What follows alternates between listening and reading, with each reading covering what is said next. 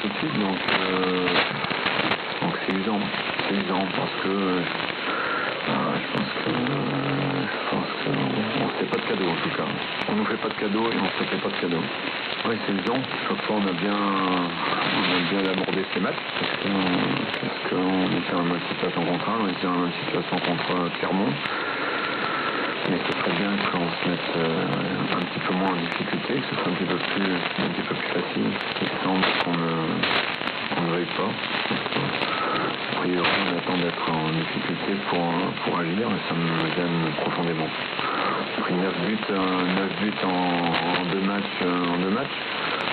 C'est beaucoup. Ce qui est dommage, c'est qu'on joue au départ contre une bonne équipe et on est quand même solide au départ pendant plus grand maximum que 2 heures, 65 minutes, où je pense qu'on les a secoués quand même en tout début de deuxième mi-temps. On s'est créé des situations dangereuses en première, mais le score est pas satisfaisant, donc on peut comprendre notre public.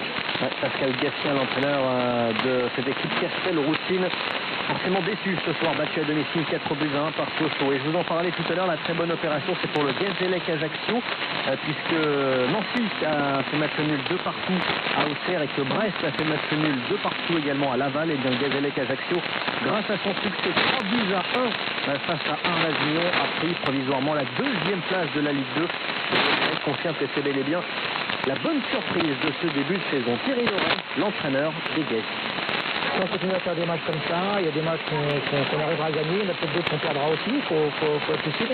Mais dans l'ensemble, voilà, moi je suis content de voir une équipe qui donne du plaisir à son staff, qui donne du plaisir à ses dirigeants, qui donne du plaisir surtout aux supporters. Voilà. Donc c'est ce qu'on veut voir. Voilà. Au jour d'aujourd'hui, voilà, j'ai pas vu des gens qui nous rappelaient qu'on avait perdu le derby, qu'on avait perdu 4-0 contre 3. Voilà, ils ont compris qu'aujourd'hui, il peut y avoir des accidents, il peut y avoir des gros bugs de temps en temps. Mais c'est bon, on a su relever la tête et ça me paraît le plus important au jour d'aujourd'hui. Moi, je suis content déjà de voir la progression qu'on a petit à petit. Après, le championnat est encore long, on a joué 11 journées, il y a beaucoup de points à prendre, beaucoup de points à perdre aussi. Donc, on va voir ce que ça va donner, mais au jour d'aujourd'hui, voilà, chaque jour suffit sa peine, on va profiter de ça durant ce week-end. Alors, on va retrouver des choses beaucoup plus terre à terre.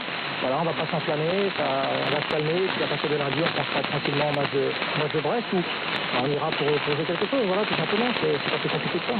Et ce sera un très très beau match, cette rencontre entre Brest et le Gazélec Ajaccio, 2 des équipes du haut de tableau du coup dans ce début de saison, et ce sera évidemment à suivre vendredi prochain, vendredi 24 octobre, dans le multiplex Ligue 2 sur Europe 1. On se retrouvera demain, nous, à partir de 18h30 pour notamment la suite de la 10e journée de Ligue 1, 17h.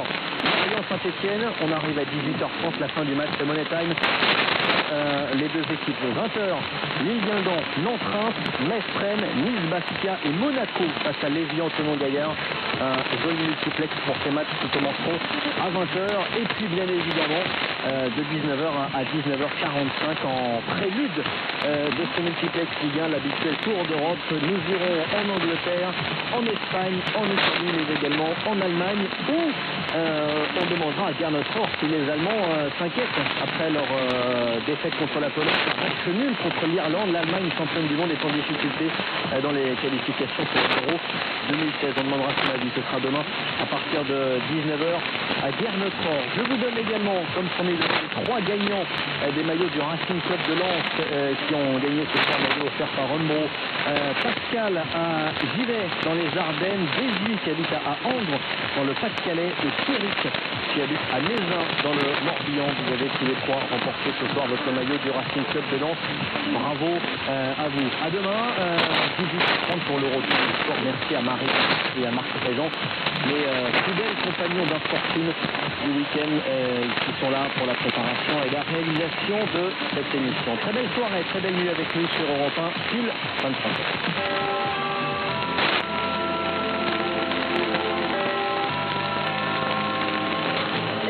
Sur l'information à 23h, c'est avec Laurence Gontier. Bonsoir Alban, bonsoir à tous. La presse bénie de Nigeria, même si la conclusion d'un accord entre le gouvernement et Boko Haram laisse entrevoir la libération des 219 lycéennes enlevées par le groupe islamiste. La France renforce son dispositif d'alerte face au virus Ebola, avec dès demain des contrôles à l'aéroport de Roissy sur les vols en provenance de Guinée-Conakry. La modulation des allocations familiales en fonction des revenus continue de susciter de vives réactions. Opposition, associations familiales et syndicats sont vent de mot. L'ouverture prochaine d'un grand musée privé dédié à l'art contemporain, la fondation Louis Vuitton s'installe dans le bois de Boulogne à la gare de Paris, visite guidée en avant-première dès la fin de ce journal. Un espoir donc ce soir, même si l'incertitude demeure au Nigeria sur la libération des lycéennes détenues par Boko Haram, 6 mois après leur kidnapping et 5 ans après le début d'un conflit qui a fait des milliers de morts. Le gouvernement en tout cas a annoncé la conclusion d'un accord de cessez-le-feu avec le groupe islamiste armé. Écoutez l'avis du spécialiste de l'Afrique, Antoine Placé. C'est une annonce, c'est vrai, extrêmement inattendue, puisque ces dernières semaines, le groupe Boko Haram avait pris un certain nombre de villes du nord du Nigeria. Ils étaient plus ou moins en train de bouquériser la capitale Mahamadou Gouri.